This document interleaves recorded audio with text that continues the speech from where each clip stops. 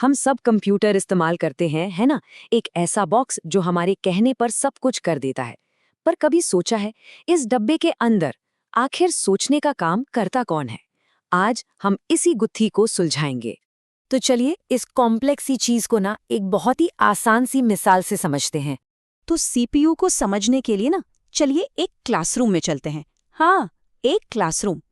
तो इस क्लासरूम में कौन है? स्टूडेंट्स हैं, जिनके पास ढेर सारे सवाल हैं। अब इन सवालों को ठीक वैसा ही समझिए जैसे हम कंप्यूटर को कोई काम या कमांड देते हैं। उनकी डेस्क पर रखी हैं किताबें। ये किताबें क्या हैं? ये वही डेटा और फाइल्स हैं जिन्हें कंप्यूटर इस्तेमाल करता है।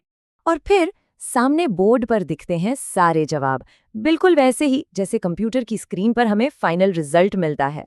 लेकिन एक मिनट, स्टूडेंट्स हैं, किताबें हैं, बोर्ड भी है, पर इन सवालों को हल कौन कर रहा है? असली सोच विचार कौन कर रहा है? वो है टीचर। तो बस यही है सबसे जरूरी बात, सीपीयू बिल्कुल उस टीचर की तरह काम करता है, या यूं कहें कि वो उस मशीन का दिमाग है। ठीक है, तो ये तो समझ आ गया कि सीपीयू दिमाग है, पर सवाल ये है कि ये दिमाग सोचता कैसे है? चलिए इसके 3 स्टेप वाली प्रोसेस को समझते हैं। तो सबसे पहले सीपीयू का पूरा नाम है सेंट्रल प्रोसेसिंग यूनिट।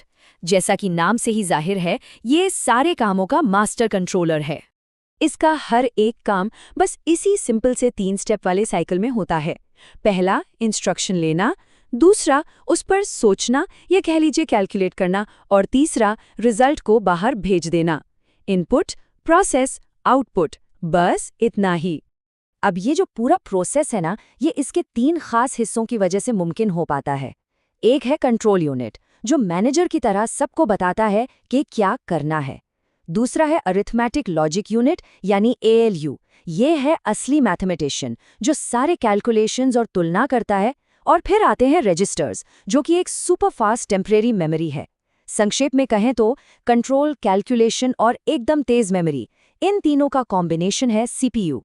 तो थ्योरी तो बहुत हो गई, अब असल में देखते हैं कि हमारे रोज के कामों में, मतलब एक क्लिक से लेकर गेमिंग तक, ये सीपीयू आखिर करता क्या है।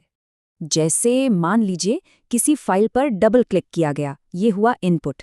अब सीपीयू फौरन उस फाइल को पढ़ेगा, समझेगा कि वो किस तरह की फाइल है और उसका डेटा लोड करेगा। और आउटपुट, वो फाइल स्क्रीन पर खुल जाती है। ये सब पलक झपकते ही हो जाता है। और गेमिंग जैसे मुश्किल काम में तो सीपीयू की असली परीक्षा होती है। जैसे ही कोई जंप बटन दबाता है, ये हुआ इनपुट। सीपीयू फौरन कैरेक्टर की मूवमेंट, ग्रेविटी, वो किसी चीज से टकराएगा या नहीं, ये सब कुछ कैलकुलेट करता है। और आउटपुट में कैरेक्टर स्क्रीन पर जंप कर जाता है। ये सब इतनी तेजी से होता है कि हमें एक स्मूथ गेमिंग एक्सपीरियंस मिलता है। अच्छा, अब तक हमने ये तो समझ लिया कि सीपीयू क्या है, पर क्लैरिटी के लिए ये समझना भी उतना ही जरूरी है कि सीपीयू क्या नहीं है, क्योंकि यहाँ बहुत कंफ्यूजन होता है। सबसे बड़ा कंफ्यूजन होता है सीपीयू और रैम के बीच। तो इसे ऐसे समझिए, सीपीयू दिमाग है जो सोचने का काम करता है, और रैम वो दिमाग का वर्किंग डेस्क है जहां वो काम करने के लिए जरूरी चीजें रखता है। दोनों ही जरूरी हैं, पर दोनों का काम बिल्कुल अलग है। कुछ और भी गलतफहमियां हैं। नहीं, सीपीयू मॉनिटर नहीं है। मॉनिटर तो बस आउटपुट दिखाता है, और ना ही वो पूरा बड़ा सा कंप्यूटर का बॉक्स सीपीयू है। सीपीयू तो उसके अंदर लगी एक छोटी सी चिप होती है। और हाँ, ये सिर्फ गणित नहीं करता, ये तो हार्डवेयर को कंट्रोल करने से लेकर प्रोग्राम चलाने तक सब कुछ करता है। तो चलिए अब तक की सारी बातचीत को समेटते हैं और देखते हैं कि फाइनल टेक अवे क्या है। तो फटाफट से याद कर लेते हैं। सीपीयू यानी सेंट्रल प्रोसेसिंग यूनिट, इसका रोल क्या है? कंप्यूटर का दिमाग। काम क्या है? सारे इंस्ट्रक्शन को प्रोसेस करना। इसका असर क्या होता है? कंप्यूटर की स्पीड इसी पर निर्भर करती है। और इसका महत्व? सीधी सी बात है, इसके बिना कंप्यूटर कुछ भी नहीं है, बस एक डिब्बा है।